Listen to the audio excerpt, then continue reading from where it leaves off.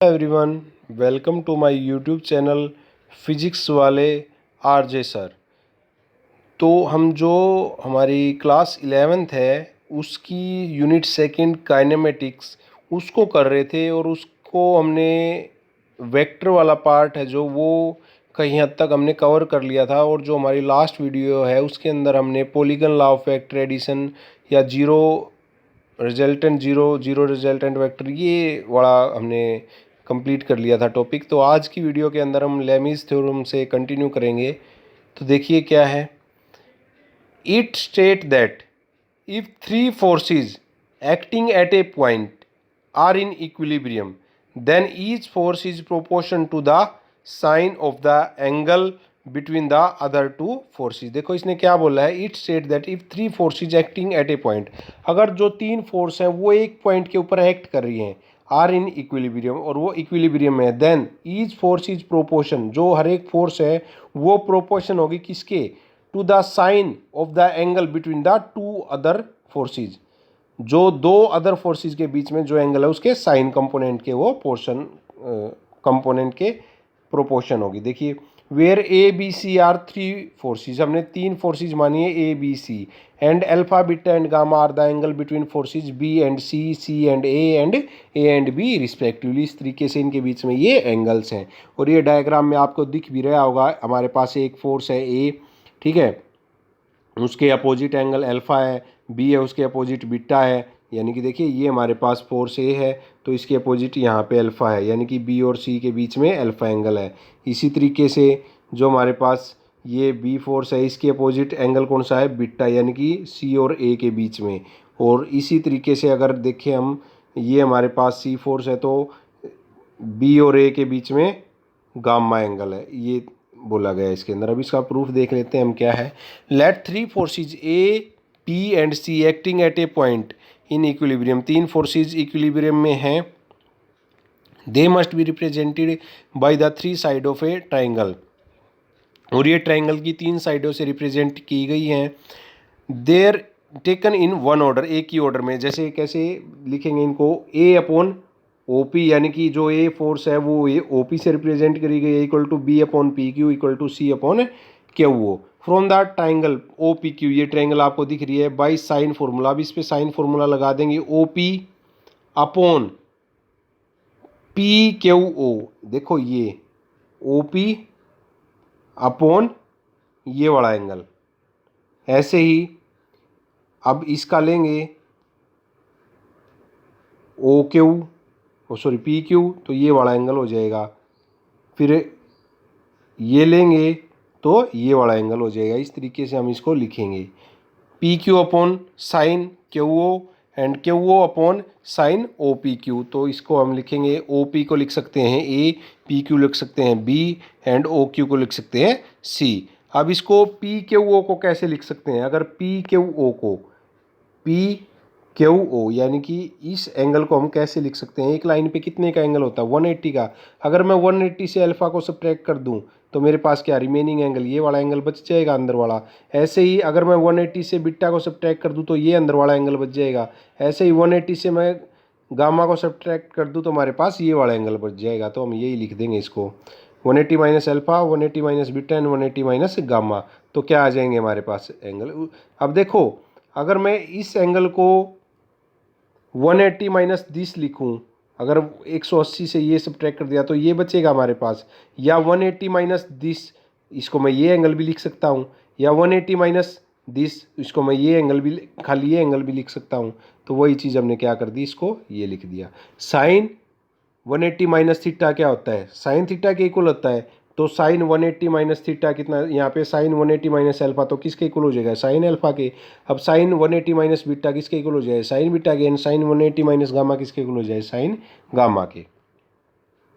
अब इक्विलिब्रियंट वेक्टर क्या होते हैं, देखिए, it is defined as that if a single vector which balances two or more vectors, अगर कोई भी एक सिंगल वेक्टर दो या दो से ज़्यादा वेक्टर को बैलेंस करता है acting on a body at the same time, उसी टाइम पे, इज कॉल्ड इक्विलिब्रियंट वेक्टर, और उस वेक्टर को क्या बोलते हैं, इक्विलिब्रियंट वेक्टर बोलते हैं।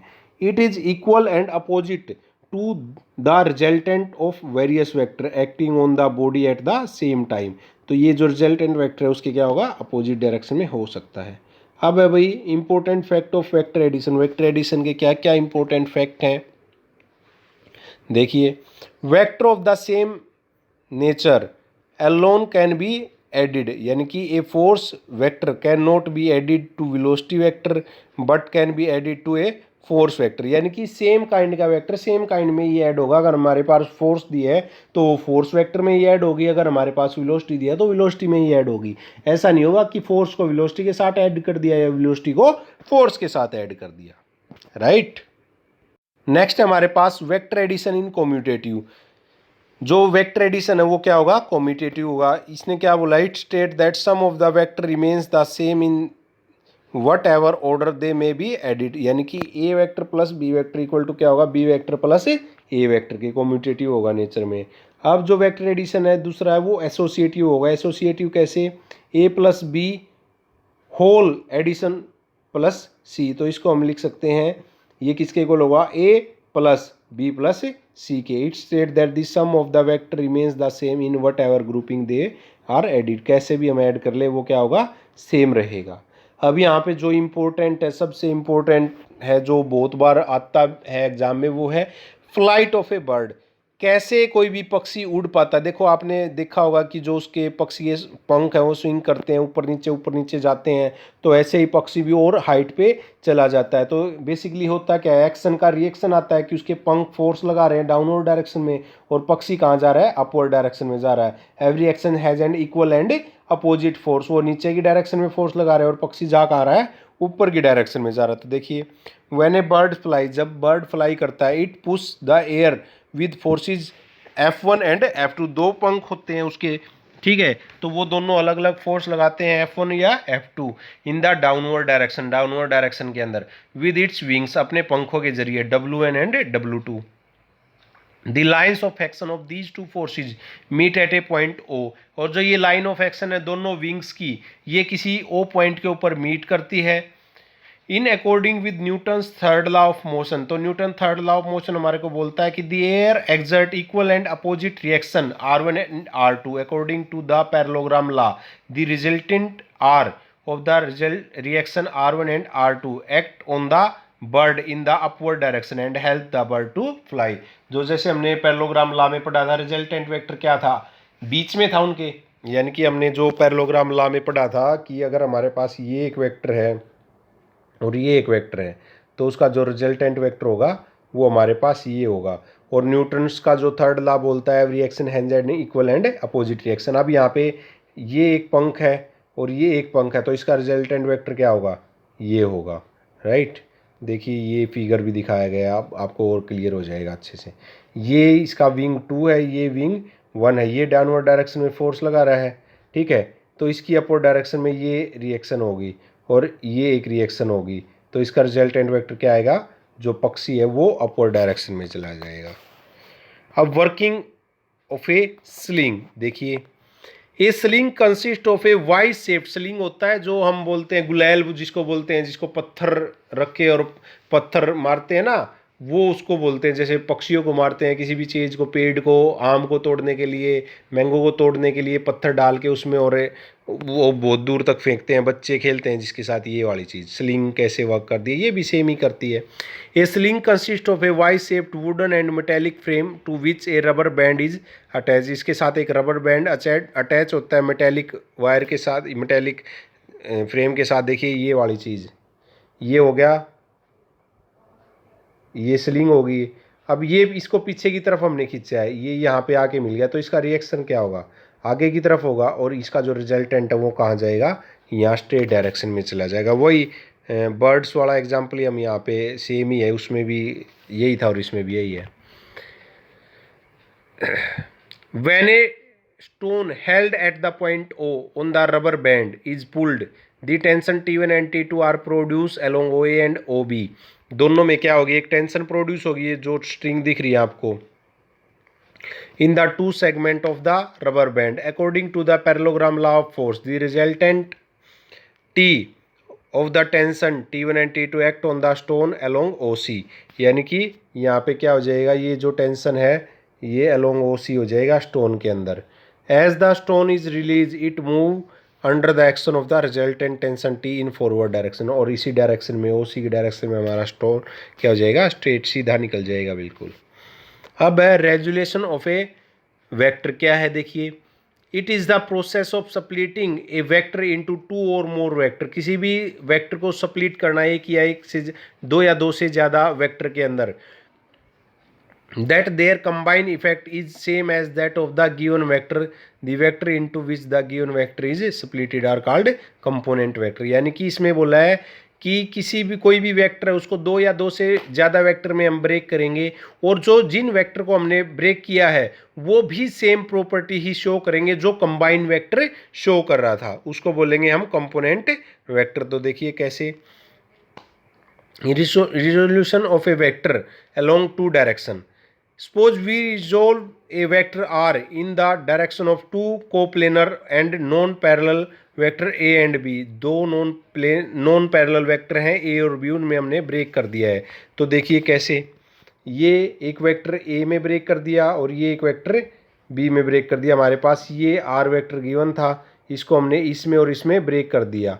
अब इसके साथ हमने क्या किया है, मैग्नीट्यूड लैम्डा a और म्यू b में, इसका म्यू क्या है यहाँ पे न्यूमेरिकल वैल्यू है, तो ओ क्यू किसके इक्वल था, OP प्लस PQ के, बट OP पैरेलल किसके है, A के, OP किसके पैरेलल है, A के, तो हम इसको लिख देंगे OP equal to lambda A, and PQ parallel किसके है, B के, तो उसको लिख देंगे mu B। Here lambda and mu are the scalar, यहाँ पे ये क्या है, स्केलर है, तो ये किसके इक्वल हो जाएंगे, resultant R equal to lambda A plus mu B। Thus the vector R has been resolved in the direction of A and B. Here lambda A is the component of R in the direction A and mu B is the component in the direction of B में, right. तो इस तरीके से हमने इसको क्या कर दिया, देखो ये एक हमारे पास रिजल्टेंट था, इसको हमने दो वेक्टर में ब्रेक कर दिया, यानी कि अगर इन दो वेक्टर को ऐड करें तो हमारे पास ये थर्ड वेक्टर ही आएगा, राइट। तो इस तरीके से हम दो कंपोनेंट में ब्रेक कर सकते हैं। अब यूनिकनेस ऑफ रिजोल्यूशन क्या है, देखिए let us assume that R can be resolve in the direction of A and B, R दो कंपोनेंट में ब्रेक कर दिया ए एंड बी, तो आर हो जाएगा lambda dash A plus mu dash B.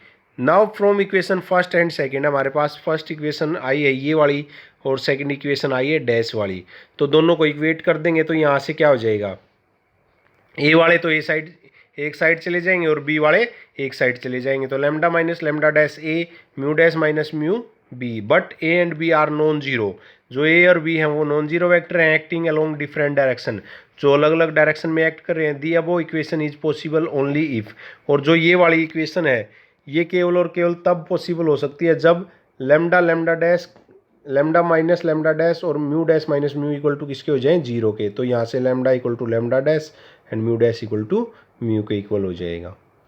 Hence there is one and only one way in which a vector r can be resolved in the direction of vector a and b। तो इससे हम दिखा सकते हैं, हम जो मर्जी method use कर लें, केवल और केवल एक ही रिजल्ट हमारे पास निकल के आएगा। देखो हमने यहाँ पे दो तरीके से इसको रिजोल्व किया, एक बार तो ये वाली चीज़ मान ली, एक बार तो ये वाली चीज़ मान ली, ठीक है, दूसरी बार फिर हमने ये वाली चीज़ मान ली। अब दोनों एक को इक्वेट कर दिया तो दोनों लास्ट में क्या आ गए, इक्वेट बन के इक्वल आ गए। तो इसका मतलब क्या है, हमारे पास केवल और केवल एक ही रास्ता है कि हम किसी भी वेक्टर को रिजोल्व कर सकते हैं दो कंपोनेंट के अंदर, राइट। तो गाइज अगर आपने अभी तक मेरा channel like share and subscribe नहीं किया है तो प्लीज़ आप मेरे चैनल को लाइक शेयर एंड सब्सक्राइब ज़रूर करें, ताकि आपको कंटिन्यू अपडेट्स हमारे चैनल्स की मिलती रहे। Thank you guys.